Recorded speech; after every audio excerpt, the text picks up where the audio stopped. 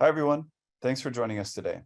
Today's edition of Ask a Leopard Owner takes us to Tony E. Beyer on a Leopard 50 sailing catamaran. Before introducing Tony, I want to take a moment to introduce myself. My name is Chris, and in addition to being a Leopard 45 owner, I get to work with members of the Leopard community, helping to share their stories of adventure, curiosity, and exploration on their Leopard. A few housekeeping items before we get started. Today's session is being recorded and will be published on leopardcatamarans.com in the coming days. In other words, don't worry about writing everything down. You'll receive an email to this video once it's published. To submit your questions at any point today, go ahead and click the Q&A button at the bottom of the screen. We'll do our best to answer all of your questions, but if we run out of time, we'll share an email address at the end to submit your question. And lastly, there's a 2-question survey that will pop up after we wrap up today. We'd love your feedback so we can learn what you liked and things that we could do better in future editions. With that out of the way, let's take a quick look at what we're going to cover. First, we'll learn about Tony. We'll talk about his sailing journey. He'll share some of his favorite Leopard 50 features, which also correlate to some of the other Leopard 50 sailing catamarans. He'll share some power consumption strategies, some storage tips, and we'll have a dedicated Q&A session at the end. So Tony, thank you so much. Appreciate you taking the time to join us and share your story. Please tell us a little bit about yourself. Thanks, Chris. I'm happy to be here. A little bit about me. Personally, I'm 52 years old, single guy, recent empty nester. I raised 3 kids, not entirely, but substantially myself. And a few years ago, I started noticing, the nest was being less and less occupied as I get older. So I started thinking, at that point in time, what's the next chapter of my life? What could it look like? I work remotely, so that opened up a lot of options to me. Professionally, I'm a business consultant. I work with business owners who are usually really pretty good at whatever it is they sell to their customers, but they can benefit from being shown how to systemize their operation so they're able to scale efficiently and quickly, and how to best position the business for an exit, so they can eventually retire and do something that they want to, maybe go sailing. My credibility check in that regard is that my experience starting and operating several businesses, some more successful than others, a couple of complete failures, in fact, but failures teach us a lot. But one of my companies started with one person, it was me, grew it to around 650 employees, about 20,000 contractors, became the largest of its kind in the country. And so I decided to exit, at which point I sold it to a Fortune 500 company. So the people I work with, I tell them, you're stumbling down the dark hallway. I'm the guy who's been there before, and I've got a flashlight. So sailing wise, I'm completely new. All the sailing that I've done in my life, I've done in the last 2 or 3 years. My prior experience was on a small lake in Indiana on a wakeboarding boat. So it was a big leap for me into a boat of this size and sailing. And you mentioned 2 years. So is that the same amount of time you've had your Leopard? And then tell us a little bit about which configuration of the Leopard 50 did you choose? Yeah, so I guess, I've had my boat about 18, 20 months. I did a little bit of sailing classes and a couple of bareboat charters before that. So I suppose on a calendar, it'd be, maybe over a 3-year time period, but probably, less than 2 years of practical sailing. And then I really labored over the decision between a 45 and a 50. 50 was intimidating to me initially, but I kind of was drawn to its size for other reasons. So I have Leopard 50. It's the owner's configuration with 4 cabins. I opted for the 4th cabin in lieu of the utility room. One of the decisions that I might revisit if I were doing it. Okay. All right. Well, speaking of revisiting places, you've actually visited a substantial amount of places in the first 2 years of ownership. So tell us a little bit about where you are, when you got there, and then maybe talk us through some of the stats and the map on the side here. So yeah, I'm currently in St. Petersburg, Florida. Love it here. I've been here since the end of January. Joined the beach volleyball league, and just I really like this area. When the boat was delivered to me in September of 21, it was still hurricane season. I think it was August, and then I really took it in my hands at the beginning of September. Still hurricane season, so I made a beeline for the Chesapeake. So the very first sail ever was 1,000 nautical miles to Annapolis. I hired a training captain for that, for sure, Calvin. folks who know him, great guy. And made it up to Annapolis, waited about a month until November 1st, and then hired Richard, another training captain, to kind of bring me back down to Fort Lauderdale. So it's about 3 solid weeks of hands-on training, which was about double the experience that I'd had previously, so it's great. And then it was really at that point in time, after I got back to Fort Lauderdale, had just a couple aftermarket items done, that it was time to set off on my own. So, you know, the first trip that I took really by myself, no training captain aboard, was, you know, down Hawk Channel to Key West, spent a little bit of time there, and then up to Sarasota, Longboat Key, and just kind of hopped along Florida, landed in Sarasota and St. Pete, here in St. Pete. And then I got a wedding invite for a wedding in Mexico, and I was online, you know, getting ready to book my flights. I thought, wait a minute, you know, Cancun, I'm in Florida, why don't I just sail there? So that was kind of a my first, you know, multi-day passage by myself. I'm the guy in charge. Brought a bunch of friends and spent 3.5 days each way. Had a great time. And then after returning there, I came back. I'm going to lose track of time, but I think another trip up to Annapolis. You know, I go there during the hurricane season, and then another return trip, and then spent all of December and January, most of January, in the Bahamas and the Exumas, back around Florida. Yeah, just kind of hopping around, staying active. 14,000 miles. Yeah. One of my favorite places is the Exumas on my boat. So how would you characterize yourself? Did you sell everything and then move on to the boat? Do you still have a land-based home that you use as a base camp? Where are you in that process? So I had 2 kids in college when I got the boat, so I downsized substantially. But I kept a nest for the kids to come back, you know, from school. Well, I found that when I was on the boat, they wanted to come wherever I was on the boat, and then things have happened. My daughter graduated. She's moved to Texas. My youngest son, he loves being on campus and got a job there over the summer at the university. So the house I currently have in Indiana, it's been empty for the past 6 months. So I'm looking at just getting rid of that completely. Might end up with a condo here somewhere in St. Pete, because I really like it. But for now, I think of the past 20 months, I've spent maybe 30 days in my land-based residence. Everything else has been here. All right. And one of the questions came in, you and I were just talking about this when we're getting together for the rehearsal, is Tomer asks, is that a photo background of your boat, or is that really your boat in the background? And where's all the stuff is the question. I know. Well, Tomer would understand. I don't have the kids to accommodate, so it is it's a little bit different than what Tomer has to deal with. I get it. But Tomer's boat, for having all the kids, it is set up, and it's set up well.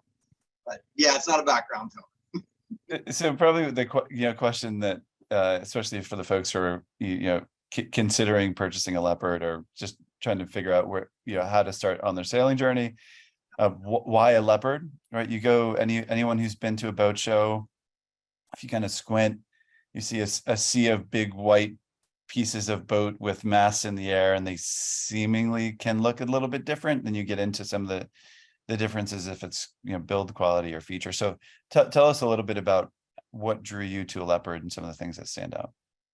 Yeah, so well, I went through a couple decisions. First, it was am I going to get a motor yacht or a sailing yacht? And that's a process that's just, where are you drawing?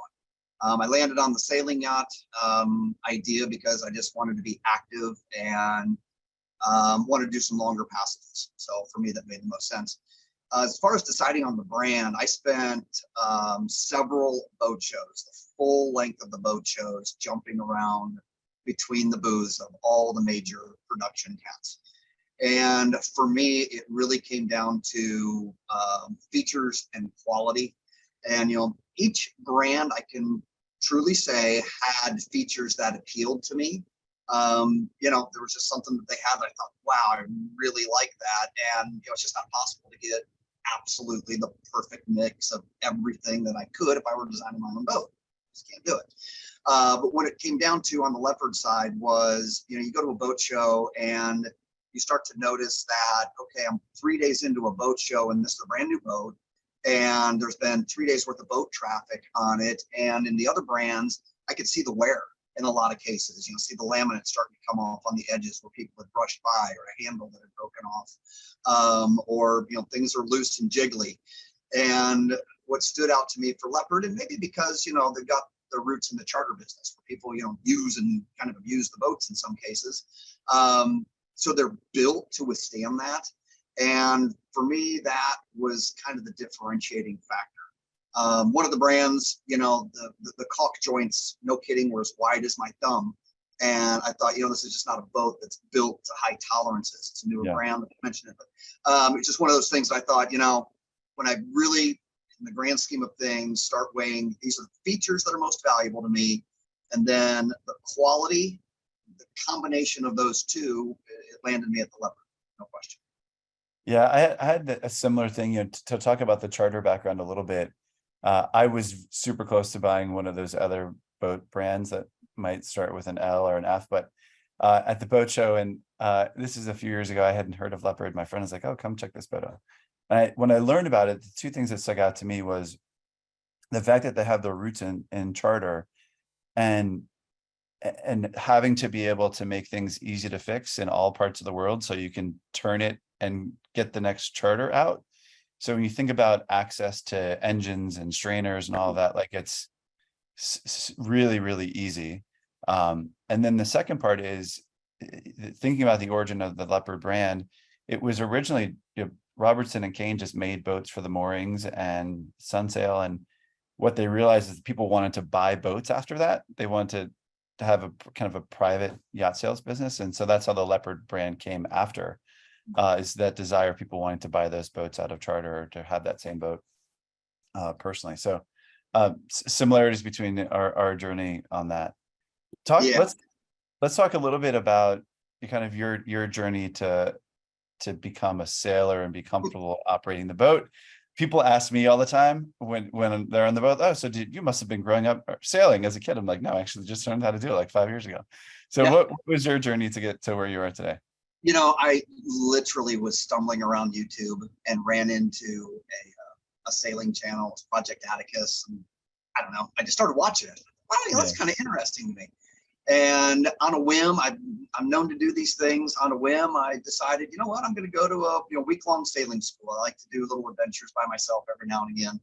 And I went to offshore sailing in Fort Myers for a week, and that got me my 3 certificates, or 4 certificates, I guess, that it takes to go charter a boat, bareboat, with the moorings in the BVI. So I did my 7 days of sailing classes, got my certificates, came home, and immediately booked a charter in the BVI on a Leopard 40. And, it was, I got to tell you, it was a little bit of a strange feeling after 7 days of, going from zero knowledge about how sailboats work, having them say, "There you go, take the boat, have a good time for a week." I was like, "You guys are nuts," but okay. And I did, and had an absolute great time. So much so that when I came back, I talked to everybody in my neighborhood, all my friends. And I think it was 8 weeks later, 8 of us, 4 couples, we chartered a 50 back in the BVI. And it was at that point that I stepped on board the 50. There's a big difference between the 40 and 50, that I thought, you know what, this could actually be like, earmark this for retirement type of thing. And that's when I really started getting serious about, maybe I'll go the sailing route instead of the motor. So did a couple weeks of charter, went to the boat show that followed not too long after, and ordered the 50 after sitting on the 45 and the 50 literally for a full day. Placed the order for a 50, panicked, like, what have I done? And to compensate for that a little bit, I thought, well, I'll get my my captain's license. So I did the online course through, I forget what it's called, Mariner's Learning System. There it is. Yeah, Mariner's Learning System. Did their online course, sat for the proctored exam, and then realized, interestingly, that my wakeboarding boat was actually big enough, just by a hair, in tonnage, to qualify for sea time. So I was actually able to get it's inland limited, but a 6-pack captain's license. I thought it would help with insurance. Turns out it doesn't really, not that much. But I did learn some things. I think I really expected to learn a little bit more than, that I did, but I did learn a lot of procedures and laws and signals, rules of the road and those things. Not so much practical sailing, but you pick that up on the fly and get your boat out and do it. You mentioned two things there that I want to highlight.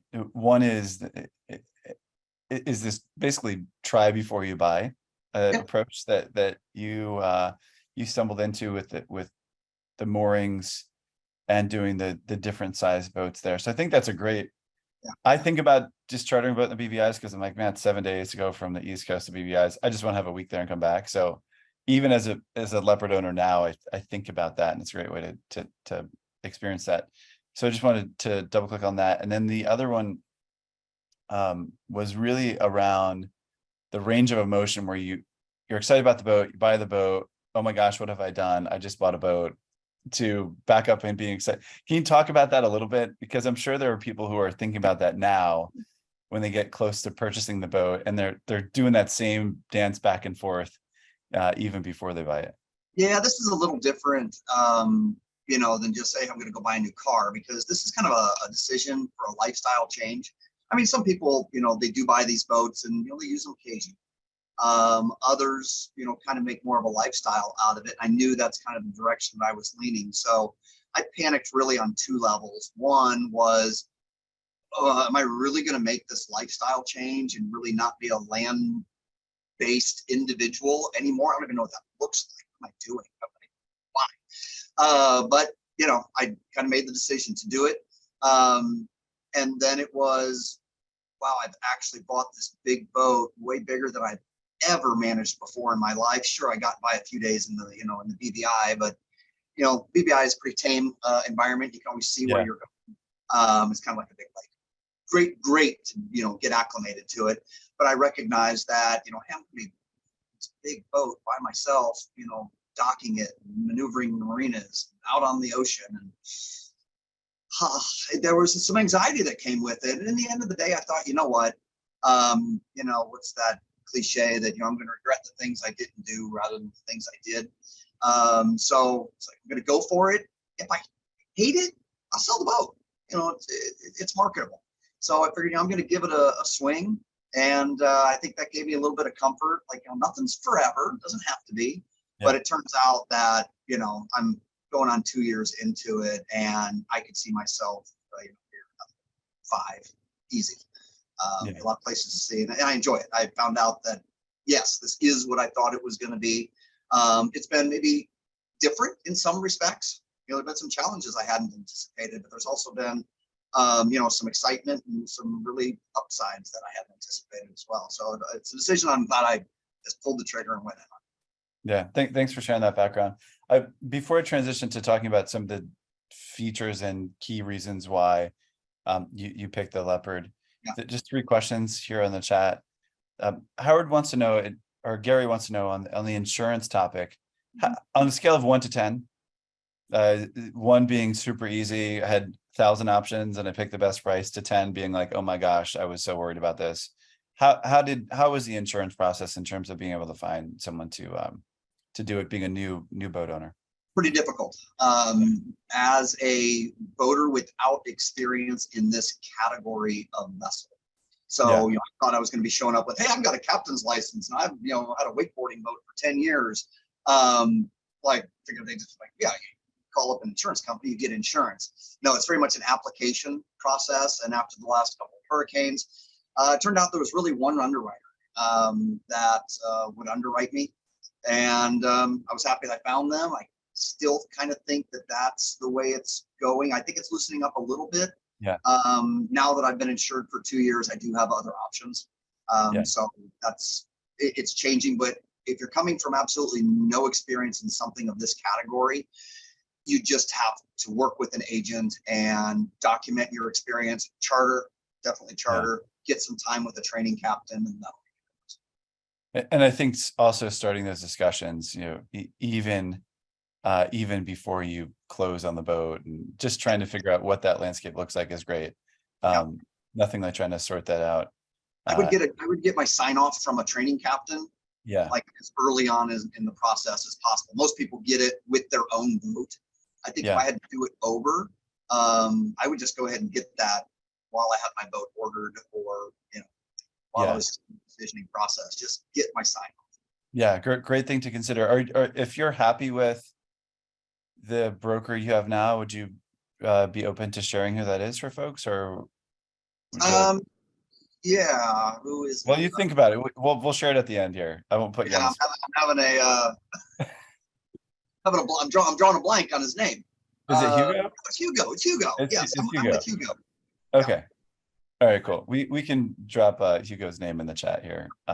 So if folks are looking, I have Hugo too. I've had nothing but a great experience with him. Just two other quick questions. Jeff, hello, Jeff and Adrian.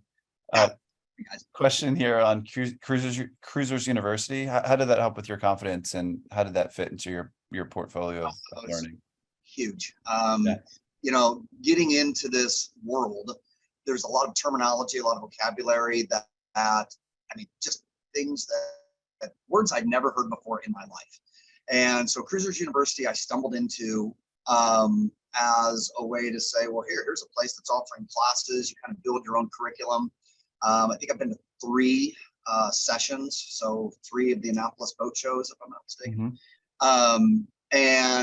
So I did a weather master class. So the way that it's structured, you can select to do, choose one topic that is 2 solid days, 2 full days dedicated to that topic. And then you can fill up the rest of your week with, maybe 2-hour classes, 5 or 6 a day. And so, I did a weather master class here where it was 2 days of intensive weather training, basic diesel maintenance for 2 solid days, then 2 days of electrical with Nigel Calder, kind of the authority of boat electrical. And then, random classes from, anchoring and spinnaker theory and sail trim. And, I could just list them. That if nothing else, you just get to expose to, okay, now I don't know what I don't, or now I know what I didn't know before. So it gives me some direction. I really found a lot of value in Cruisers University, and met some of the greatest people out there. Might have been the people who answered that question. So it's a great way to meet people in the community as well, and establish friendships and relationships and so forth. I really liked the experience I had there. That's great, and something you could do even before you have your boat, right? Totally. I did that journey. I did all of that before I had my boat. Yes. Perfect. And a couple other questions that we'll get to from Kim and Eric. I wanted to hear from you in terms of your favorite features, design choices that the Leopard has, and what drew you to them. Yeah, so it's interesting because the features that drew me to the boat, I kind of had to forecast how I envisioned I was going to be using the boat, and try to kind of hypothesize what I think I might value. And I'm happy that, as it turns out, after almost 2 years on the boat, what I thought I was going to value, I actually do. So for me, one of the key factors was the helm position. Again, having never piloted a boat like this at all, I sensed that the helm position, kind of being midway between up top and at the salon level, was going to be convenient. So I can jump up and down from that helm position so quickly and easily. I can get out to the side deck if I need to go forward for some reason, or to the side of the boat. It offers great visibility both fore and aft, and I can't imagine. I considered them at the time, so I didn't know any better. But some of the brands, you have to go all the way to the top, and now that I've done long passages, you don't spend as much time at the helm as I thought that I would. Set your sheets and set your autopilot. Things look good. You can come in, sit here at the helm desk, and monitor wind and all your other pieces of information that you need. But I don't sit up there for hours upon hours like I thought that I would. So being able to get up and down very easily, being able to get up to the upper deck, you can do that very easily. It's half a flight essentially. So anyway, the helm position was absolutely a key selling point. Then I'm calling it the front door. It's actually the hatch at the front of the boat because there's a watertight hatch. Looks like a front door, so I call it the front door. I kind of thought, getting to the front of the boat, it would be nice not to have to exit the salon to the rear and then walk all the way around the side deck, do whatever I need to do up front, and then reverse that process. So now if I'm in the salon or even if I'm at the helm, sometimes the best way to the front of the boat is through the front door. And none of the other boats had that feature. So I really like how I envision that. I think I might use that, and it turns out that I do. And then of course that gives the option for that, that front cockpit, which is just a great living area. If there's a lot of people on the boat, it gives you separate spaces for people to spread out and do what they want to do. And then if it's just, a couple people on the boat, it's a great place to have, coffee in the morning or dinner at night. It's just a nice extra place to sit. But really that access to the front is just a huge benefit that I didn't find anywhere else. All great points. Just to add one is the natural AC that provides when you're at anchor. Is a game changer. You open that door and it's 5 degrees cooler. Assuming the current isn't pushing in a direction that the wind isn't blowing, but yeah. Assuming that, but no, for the most part, yeah. Oftentimes there's more wind when you're at anchor. There's more wind coming through there than maybe sometimes what you want. So as you know, there's the halfway point where you kind of close it keeps it cracked. But yeah, the ventilation that it provides makes all the difference in the world. It keeps you from having to turn on the air conditioning as much, for sure. Yeah. One question here, in terms of logistics in your plan, will you stay in Florida for hurricane season coming up here in the next month, or will you go north? So I am right now in the process of deciding that. If I go north, it's as soon as next week. And that's about 90%. So Jeff, come on, let's go. I'm having him come sail with me. There's a slight chance that I switch my insurance because I've got the opportunity to switch insurance and stay down here. But I'm kind of itching to go somewhere, so I might go north and then come back, midsummer. I don't know, but I'm itching. I like the long passages. I like the journeys, and I've been here a couple of months, and not that I'm tired of St. Petersburg, because I'm not. I love it, but I'm itching to do something. So yeah, I'll probably go north at least for a while. Well, come to Maine. That's my plan, is to head up for the next month. That sounds like a great place. Yeah, that sounds good. Let me know. He's got a Leopard 50. He loves going to Maine. Perfect. All right. So for folks who are new and haven't seen an option sheet in front of them, right? So you have the base boat price, and then you have a series of things to choose from, of things that you want done in South Africa when the boat is built, or things that you want done after it leaves the factory in an aftermarket environment. So you have a bunch of kind of must-haves here. Can you also tell us how you kind of picked what to do where as part of that process? Yeah, I'll tell you what, the greatest resource I had was other boat owners, other Leopard owners, specifically Jeff and Adrian, from Wind Therapy. So being able to pick their brains and understand, again, this was so new to me. I didn't know what I didn't know. So going through an option sheet was really difficult. I don't know if I need an extra inverter. Like, who do I need to talk to figure that out? So it was conversation with other owners that you could have, it's certainly more than a webinar's length call where they could say, well, how do you envision yourself using this boat?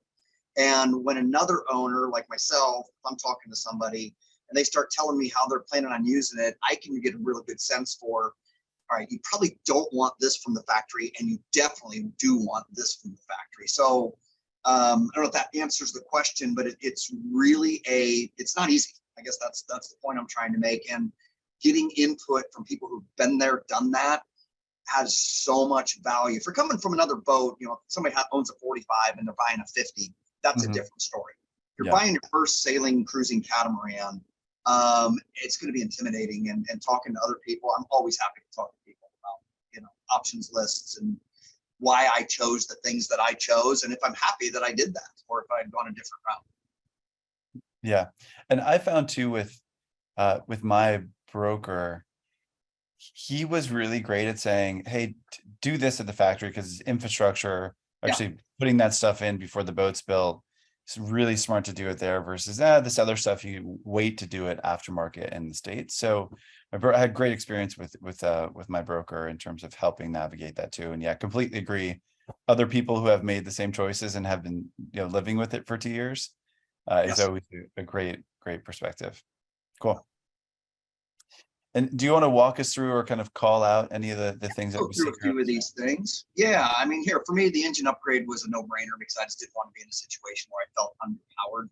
I thought, maybe the 57 horsepower, stock engines are fine if you're just gonna, put around the BBI. But if you're gonna go where there's current, I just wanted the extra horsepower. I didn't want to get a situation where I was wishing I had it and didn't.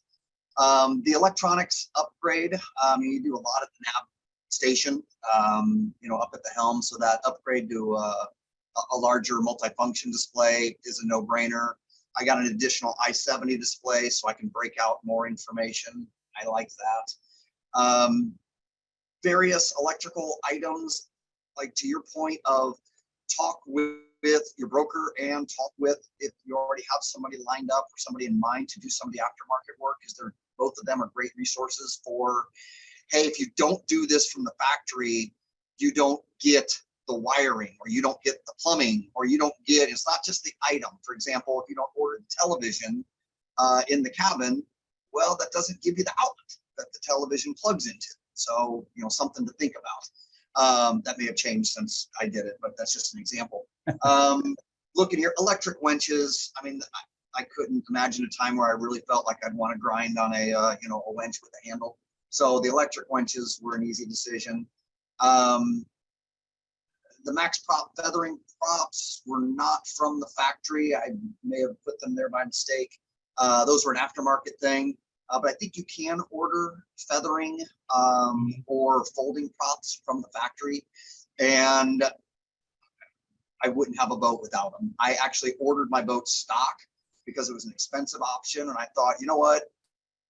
I don't know what it's like to not have them. So let me experience it for a little while. A, so that I can see if I really need it. And B, once I spend the money, I can actually appreciate the difference. And that's exactly what happened.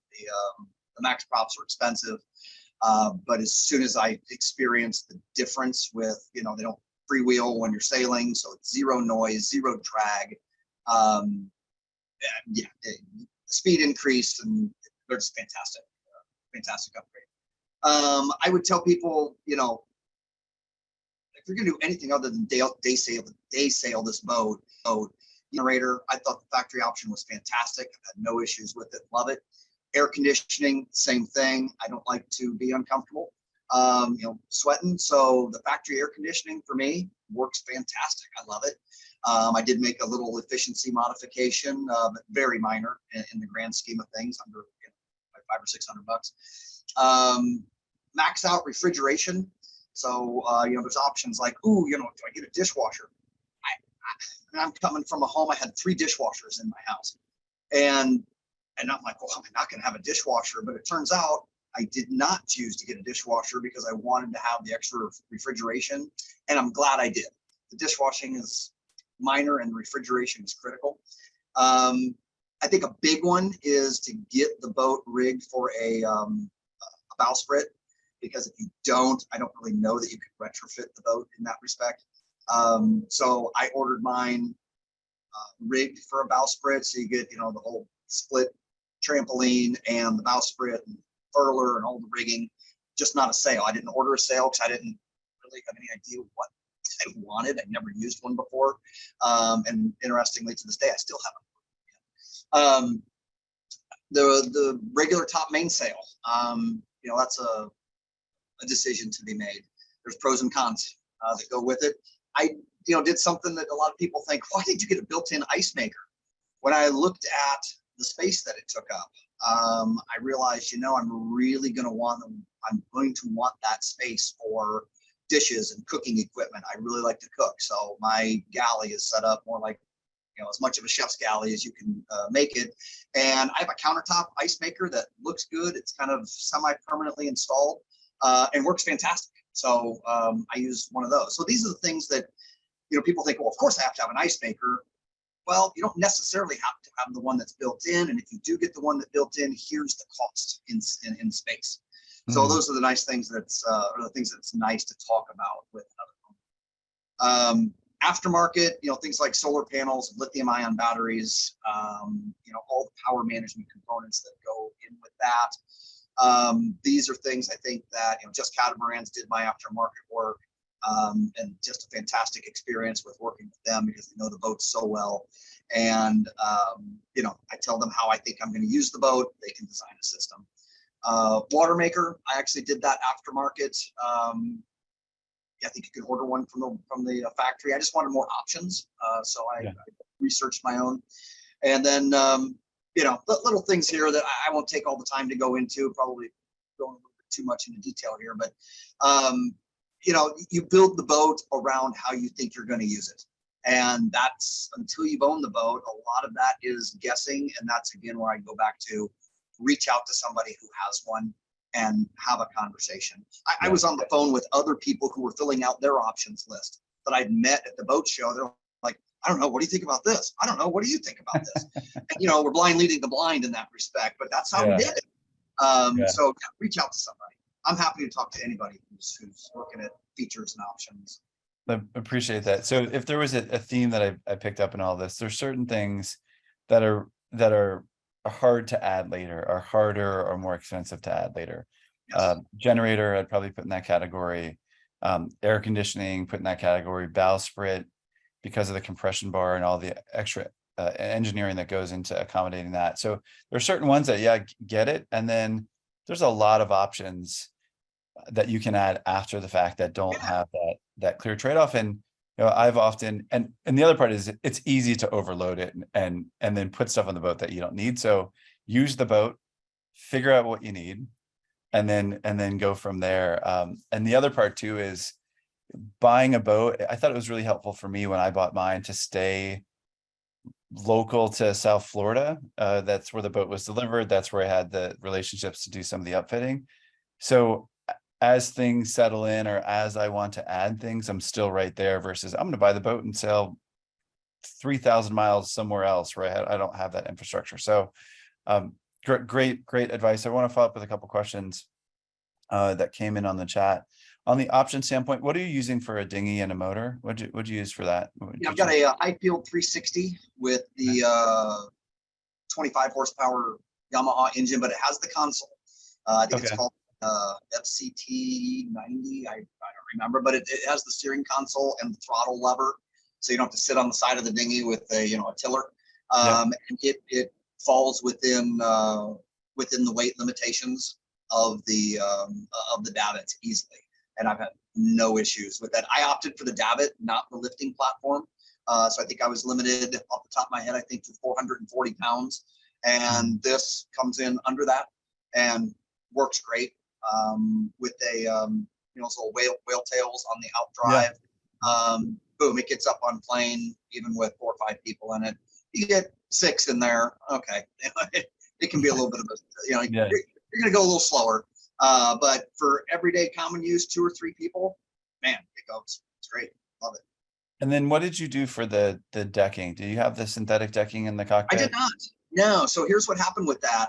It was an expensive option, and I think at the time there was like 2 colors, and I had read that there was something called cool teak, because the downside of the decking was that maybe it was really hot on your feet, and I had experienced that. And then this cool teak product that I had heard of was supposed to be 20 degrees cooler. I don't know. So I figured, hey, you know what? I'm not going to order the boat with the teak decking, and I'll just have it added after the fact. And I started using the boat and recognized really quickly I never missed it. The white is super easy to clean. It's cool on the feet, and it's a lot of weight they got on the boat. People don't realize that every pound you got to move with sails makes a difference. So that stuff is heavy, and it does look nice, but I really haven't missed it. I've never gotten on my boat, thought, man, I really wish I had that nice teak look to it. That's where I've landed on it. So I don't have any plans to add that. Okay, Great. And then one question here, and I'll maybe plant the seed and we can revisit this at the end if you have some time to think about it. But one of the things I find interesting about owning a boat is it actually costs you more money not to use it, right? Sitting at the marina, paying dockage, assuming you're not paying for an annual slip and you're just doing transient. But so not using the boat, much more money than I'm actually sailing and anchoring and exploring cool places. So the question in there is, do you have an idea on your 50 when you think about, and let's park depreciation, let's pretend that doesn't exist. But when we look at the expense to operate and own the boat, when you look at gas and insurance and dockage, you have a sense of what that looks like on average? I could come up with some numbers. Fuel is minimal because the boat really sips fuel. I mean, you're sailing. And I'm not a sailing purist, so if I'm going under 5 knots, I'll turn on an engine. It's just why. So, but it sips fuel, 1.1 gallons an hour, and you get 6 or 7 knots out of that. So the fuel really isn't a significant cost. I think I went back and forth to Mexico for $400 or something. So, fuel is insignificant. My insurance, I think, is around $18,000 a year. So what is that, $1,500 a month? The marina slip here at St. Pete, I want to say, is around $3,000. That's, all your power and everything included. It's around $3,000 a month. And, those are your big expenses. Outside of that, if you're at anchor, obviously you don't have the dockage expense. And that's me as a transient. Yeah. In Annapolis, I want to say it was $8,000 for the 6-month season. So it was really very reasonable up there, 8,500 or something. So yeah, it's not, it's really expensive. I mean, it's not insignificant, but as far as the boat itself and its consumables, you're going to run through, a sheet and, have to get a new line every now and again, or, a halyard's going to break. For the name. So, you're going to have little things like that, but I've really not encountered any, and going on 2 years here, any major, there's been nothing, no major expense, either repair or maintenance or, it's just insurance and dockage. Those are your ongoing costs. Yep. Walk us through it. So I love some of these, especially the TV that comes down from the ceiling and all this cool stuff. So walk us through some of your other mods that you've done kind of post factory.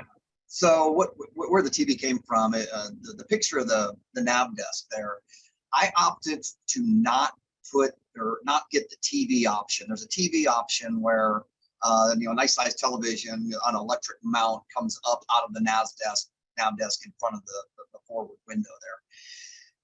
What it does, though, is it actually pinches the space between the nav desk and this railing here behind me, the companionway railing. And so you can't get a chair like I have here, which is kind of a standard, not executive chair, but just a standard office chair. And I use the space for a desk. You can see I've got a nice size 27-inch or whatever it is computer monitor that swings down and a mouse and keyboard. And I use this as a workstation. So I didn't have a TV there. I did put a small TV above the microwave, just so I can have stuff on if I'm up here. But then I installed that was a DIY project. That I was like, oh man, what have I gotten into? To put that television on a motorized mount in the owner's cabin, which is fantastic. I think it's a 50-inch TV or something. And, kind of gives a nice little theater experience. I think I mentioned before the refrigeration. Refrigeration is key, especially if you cook, and I like to cook. I maxed out refrigeration in the boat. I've got 3 refrigerators and 1 freezer that I ordered from the factory. And then this unit that you see in the port aft cabin storage area, which is enormous. You could fit people in there if you wanted to. You can play hide and seek. So I've got a good size freezer that I just had Just Cats run a 110 and actually a 12-volt outlet to that location. And, I've got an extra freezer. So going to the Bahamas, all my proteins and everything, I just stocked up from Sam's Club and had, all the protein that I needed to have for myself, everybody aboard, and then 2 sets of guests come in for a week at a time. So yeah, those were some of the, the practical things that are just more, I guess, lifestyle oriented for me. There's kind of functional mods and then lifestyle mods. And for me, lifestyle, this does serve as, kind of my home on the water. It's a Catamaran in some respects. So, I mean, I've got Alexa enabled fans. Can't say it or she'll do things. Just because, why not? Here's fan sound by Sleep Dog. Yeah. Alexa, stop. I knew as soon as I said that it was going to happen. So yeah, I mean, that's kind of how I have it set up as a home. And there's the category of modifications for just lifestyle purposes. And then, what do I do to make things easier to operate the boat? Like for me, I'm short. I have a little bit of trouble seeing the port bow. So, I stuck a rod holder there, and I stick a boat hook up there on the railing, because I can sight that port bow a little bit easier from the helm, because I'm only 5'7". Now on the upside, I'm only 5'7", which means I don't have to duck anywhere on this boat. Anywhere. It's great. So yeah, I don't know if that answers the questions, but that's As someone who's 6'5", I'm a little bit jealous. At the non-ducking, I can't tell you how many times I hit my head on a bulkhead, but sometimes I wish my arms were longer for reaching things. Right. A question here, and this is kind of taking us to the highest level of choosing a sailboat, and it's really around monohull versus cat. And were there maybe a couple bullet points that really drove you to the Catamaran choice? Yeah, for me it was stability. Having not experienced sailing at all prior. Literally, I had 2 days of sailing on a monohull, a little, training monohull. And then the rest of my initial sailing training was to get the Catamaran endorsement. So 5 days, they kind of combined some endorsements there. But I really only had Catamaran experience. And I thought, I see the boats and they're rocking and rolling, and just don't think I want to live that way. So for me, it was about the stability, and they live like a house. It's pretty nice. Got a lot of room, and they're stable. So I'm glad I went this route. I've been on a couple monohull since, and yeah, I don't want to live life on the lean. I hear you. Yeah, that's a good perspective. So you've touched on this a bit through the talk today, but from a power consumption, tell us a little bit about how you approach power and managing power on the boat. So this is a big consideration, and if you're filling out spec sheets, this is where you've got to get realistic with your intentions for the boat, your usage, your lifestyle. Do you want it to have the comforts of home? Because if you do, you need to have that conversation with whoever's going to do your aftermarket and design the system to accommodate that. It is not a one size fits all. And these boats can come out of the factory and they go into charter and no issues whatsoever, because what are you trying to run? You've got your propane stove, you've got a propane cooktop, and people are showing up to have fun in the BVI. You're not running computers and printers and fans and just induction cooktops. And I'm looking at my multifunction Breville machine and my what's it called, Keurig coffee maker. I mean, things that just draw massive power all at once, right? And so that's not how the boats are set up from the factory, because that's not their intended use. You've got to kind of make a few little tweaks, and it's not a massive change. It's just you have to understand it and have somebody who understands that working with you.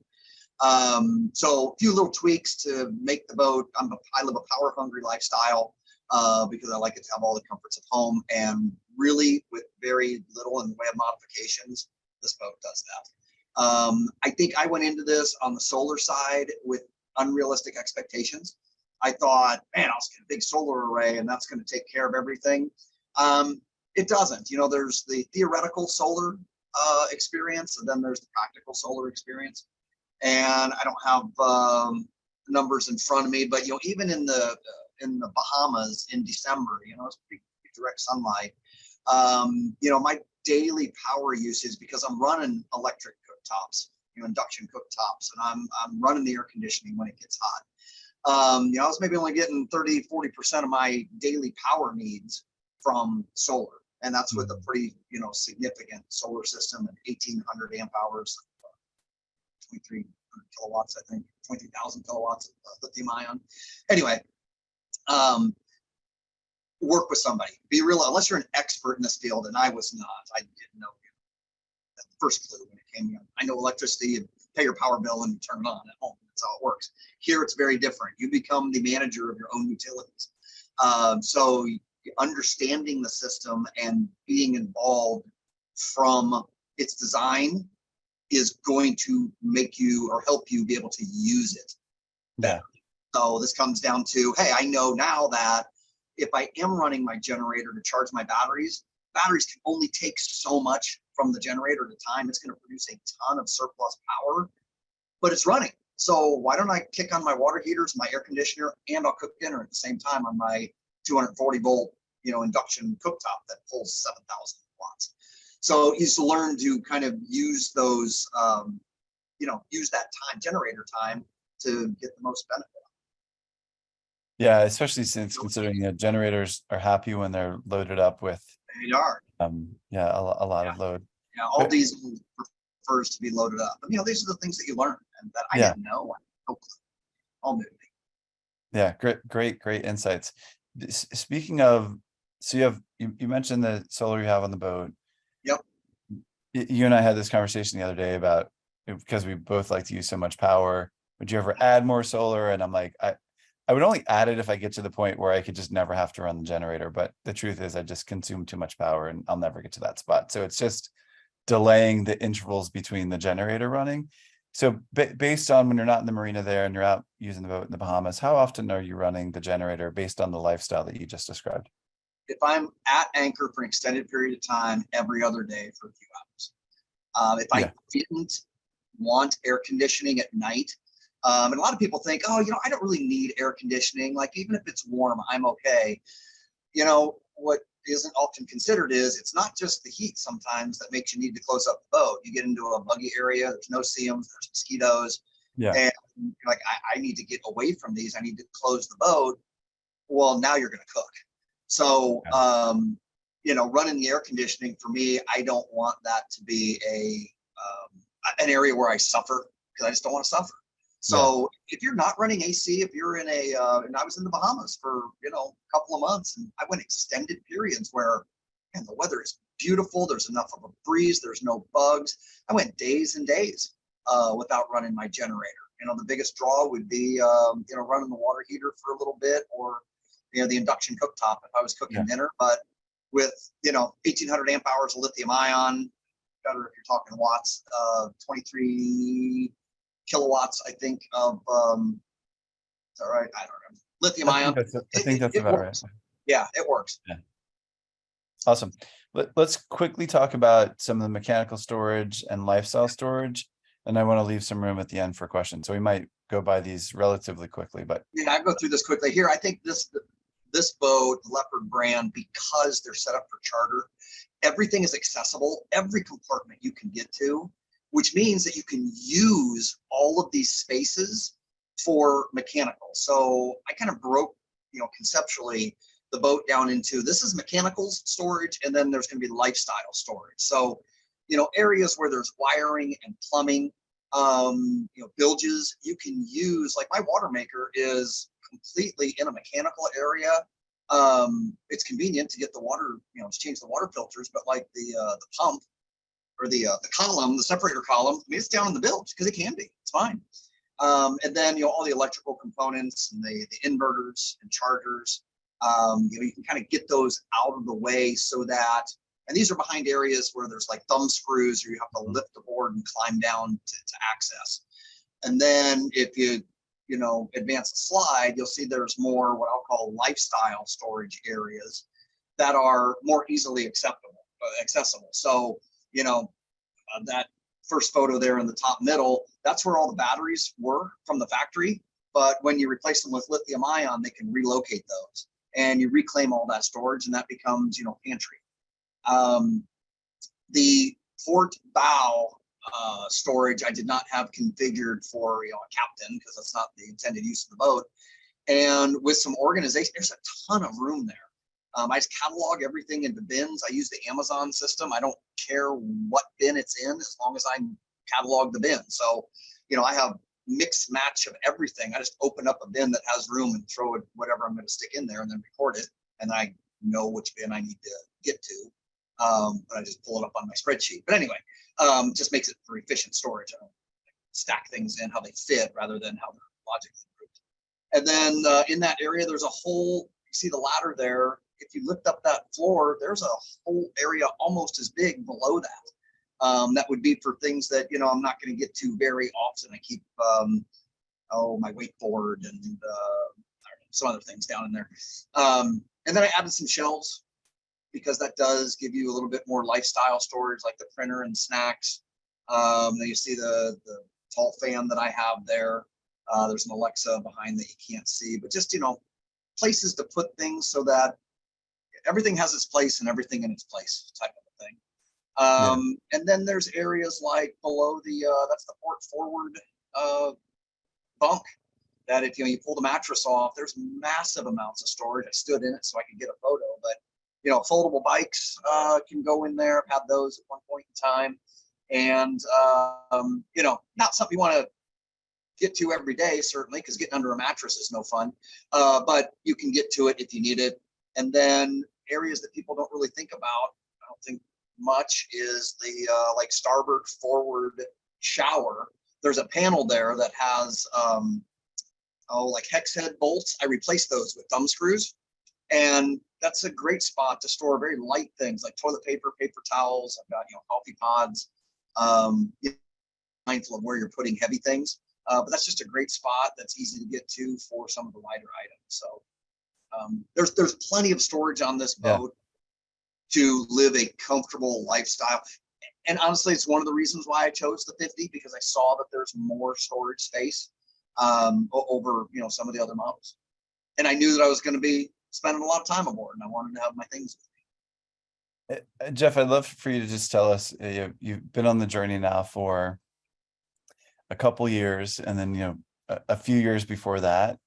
For folks who are here trying to figure out, one is a sailing lifestyle for them, and then going further down, we'll just leave it at that. The boat sells itself, right? So it's not even underscoring why Leopard, but like, talk about your journey and looking back. What's one thing that you would share with folks who are considering this lifestyle?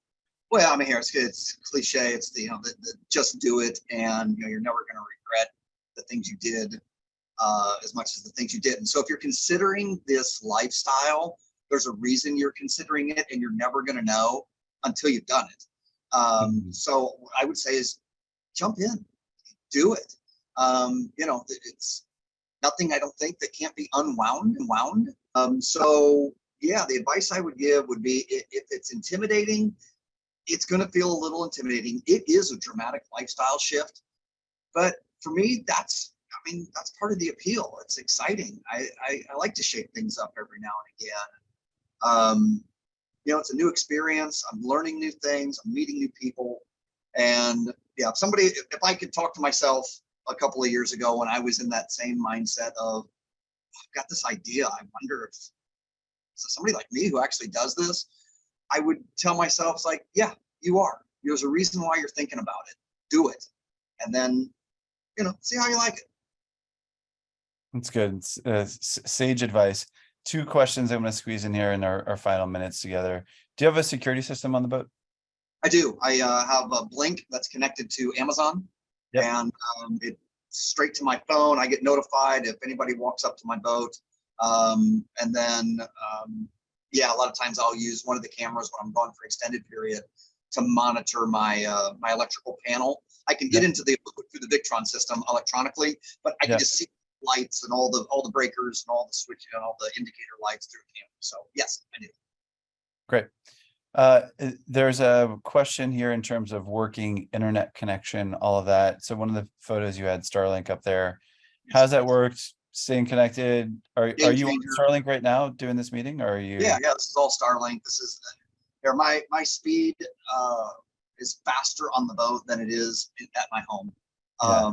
You know, with the exception of a major storm that comes through like a couple of days ago. I mean, it was a pretty bad storm, and you know, I lost internet connectivity for a few minutes. Yeah. But for the most part, you know, I'm getting a couple hundred megabits, you know, up and down, and at least 100. And in the Bahamas, I think it was closer to 200 actually, because there's Yeah. fewer. And absolutely love it. Some things are changing with it, like their terms of service and which dishes you need to do which things. I don't know that I'm 100% up to speed on that quite yet. I was kind of an early adopter, not as early as some, but had it for a while. And 100 miles offshore, and I'm watching Netflix and video chatting. Yeah. It's great. It's absolutely fantastic. Yeah. And Awesome. more importantly, I get weather and, like, you know, the important safety related information is actually accessible and not, you know, pretend accessible through a radio. Yeah, great. Well, are you okay? So there's some questions that we did not get to in the chat. There's Katie's email address up here. Are you okay if Katie kind of forwards those requests onto you for folks who want to connect and learn more about your journey and options and details and all that stuff? Anybody who's around this lifestyle will know that once you're in it, you like to talk about it. Yeah. So I'm absolutely fine with that. Happy to talk with anybody who's at any stage of the journey. And if nothing else, just, you know, share what I know. I learned so much from other people, from YouTube channels, Yeah. from conversations with other owners, that I'm happy to pay that for sure.